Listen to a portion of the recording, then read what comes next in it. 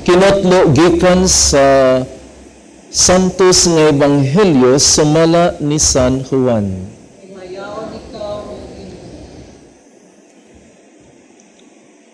Unya, ang tanan na mauli, apan miadto si Jesus sa bungtod sa mga olibo. Sayo sa pagkabuntag, mibalik siya sa templo. Mialiron kaniya ang mga tao, ug milingkod siya, ug nanudlo kanila. Ang mga magtutudlo sa balaod, ug ang mga Pariseo, nagdalag usa ka babae, nga hisakpan nga nanapaw. Og siya gipaatubang nila sa tanan. Mingon sila kang Jesus, magtutudlo. Kining babayhana hisakpan nga nanapaw. Sa atong balaod nagsugo si Moises nga ang magbuhat sa ingon kinahanglan batuon hangtod mamatay. Karon, unsa may imong ikasulti? Gisulti nila kini aron pagbitik kaniya ug sa ingon ikasumbong nila siya. Apan mitikubo si Jesus ug misulat sa yuta ginamit ang iyang tudlo.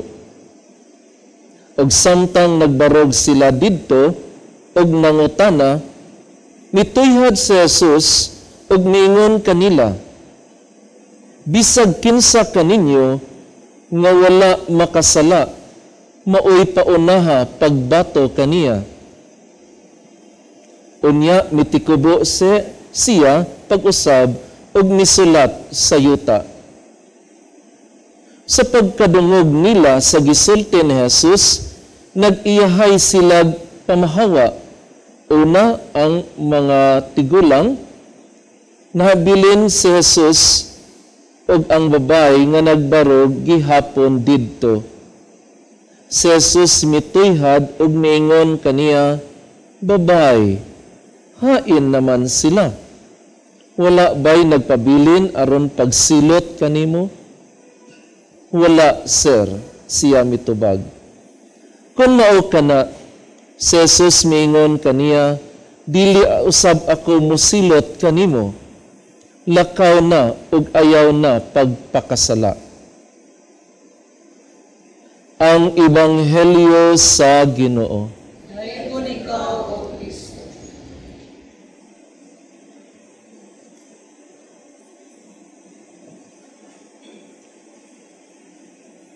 Lakaw na ug ayaw na pagpakasala.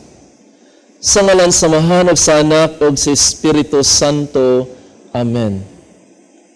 Anaa kita ni ining ikalimang Domingo sa Kwarisma ug atoang nadungog nga ang Ebanghelyo nga diin si Jesus didto siya sa templo nga nanudlo sa mga tao.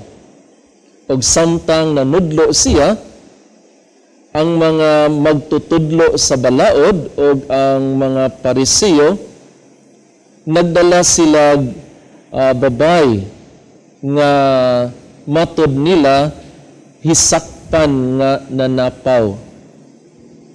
So imagine nga sila mismo mooy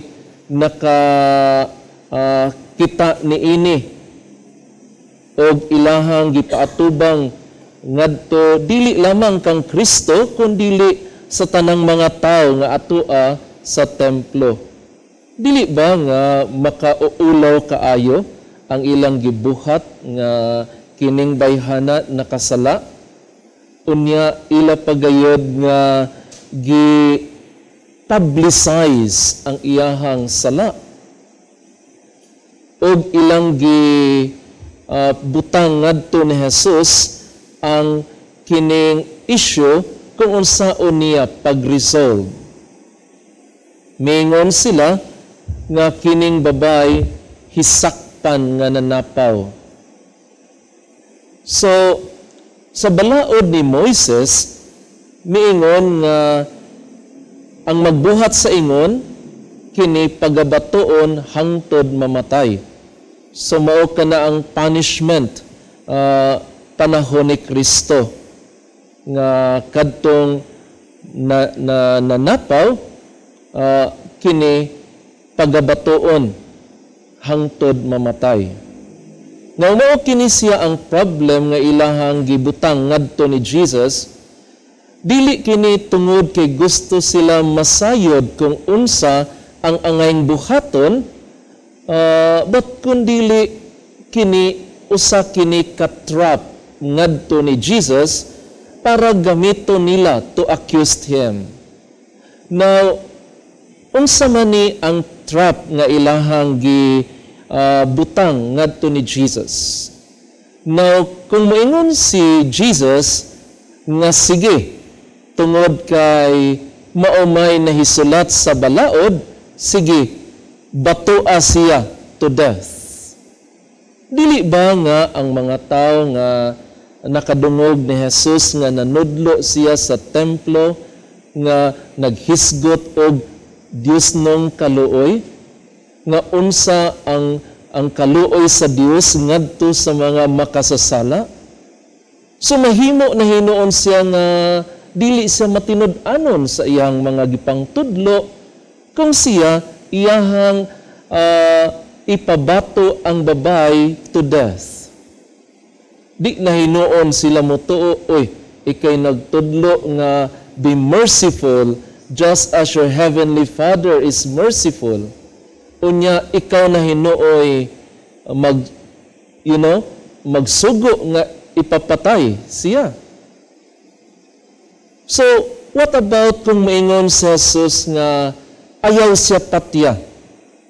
Dili ba ang mga magtutudlo sa balaod ang mga Pariseo mukondem niya nga, oy, imuhang gi-violate ang sugo ni Moises. Nasayad ta nga ang gisugo ni Moises nga ang babay nga mahisakpan nga nanapaw pagabatoon. So imuhang gi-violate ang sugo ni Moises. So either way, ilahang ma-accuse si Jesus. Tungod kay kini, dili kini tungod nga gusto sila maminaw sa kamatuoran, kung dili gusto nila itrap si Jesus para ilang i-condemn to death. Si Jesus wala mitubag right away. May sulat si Jesus diha sa yuta. Ug tungod kay sila nag-insist kung unsa gayod ang kiniisulti ni Jesus, miingon si Jesus ngadto kanila nga kung bisag kinsa kaninyo nga wala makasala, maoy paunaha pagbato kaniya. Kung kinsa katong walay sala, then go ahead, batoa siya. So, mitikubo si Jesus og misulat diha sa yuta. Wala ni Jesus miingon yes or no. But si Jesus miingon kung kinsa kadtong walay sala, kung kinsa kadtong walay sala, then mooy una nga mo bato kaniya. So, nakarealize sila nga sila di ay makasasala usab. Siguro kung ato ang pamalandungan nga kung kanang mo accuse kita ngadto sa atong isigkataw, makalimot kita sa ato ang kaugalingon nga kita di ay nga mas dako pa nga makasasala. Usahay farsighted ragayod kaayo kita nga ato alang nakita ang mga sayop ug mga sala sa atong isig katawo. Ug nakalimot kita pagtan-aw sa ato ang kaugalingon. Mingon si Jesus nga before ka mukundina sa imong isig katawo, unang-una imo nang tangtangon ang truso nga nagbabag sa imong mata para makakita ikaw sa puling sa imong isig katawo. So, sa dili pa ka manglimpyo sa laing tugkaran, imo unang limpyuhan ang imong kaugalingong tugkaran. Sa dili pa ka mukundina sa imong isig katawo, tan-awa una ang imong kaugalingon kung aduna ba ikay authority nga mukundina ngadto sa imong isig katawo. Kuhaa una ang kining truso nga nagbabag sa imong mata para makakita ikaw sa puling sa imong isig katawo. You know, nindot kaayo nato pamalandungan nga diha sa pagkondina nato sa uban, usahay nakafocus ra gayud kita ngadto sa ilahang mga sala, ilang mga sayop. Ug ato pagod nang magnify, labi na gayud kung ikaw wala nakagusto, labi naglagot ka anang tawhana. You know, kung ato lang pamalandungan, if we are only sincere sa pag-examine sa atong conscience, siguro atong madiscovered nga ang sala nga ato ang gikondina, that's nothing compared to our own. Ang sala nga atong nakita nganha sa atong isig katawo, wala gid kana that's nothing compared sa ato ang kaugalingon nga sala. Nasayod kita sa atong sala.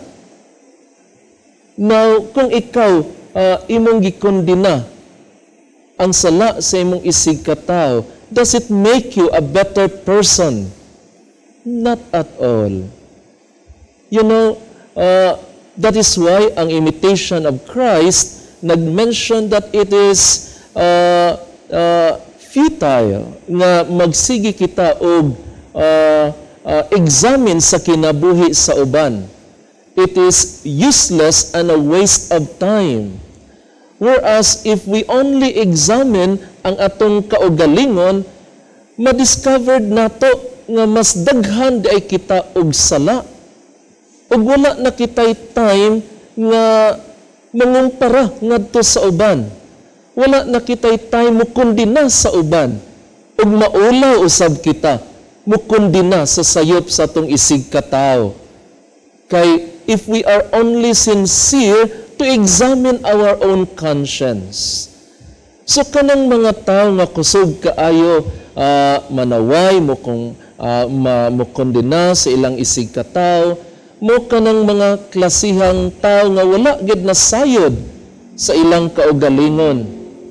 Ug mao kana siya ug wala nakaila sa ilahang kaugalingon.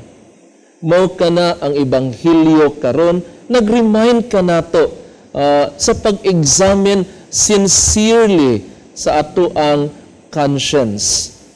Kung ato ang pamalandungan sa Jesus, siya may tikubo. Gihatagan niya chance nga ang mga tao sa pag-examine sa ilang conscience.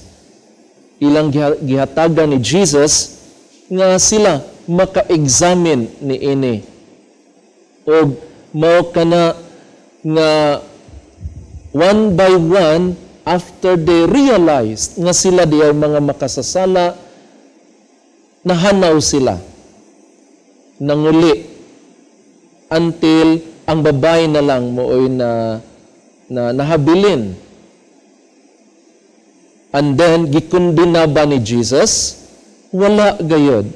Because that is not the mission ni Jesus nga mianhi sa kalibutan.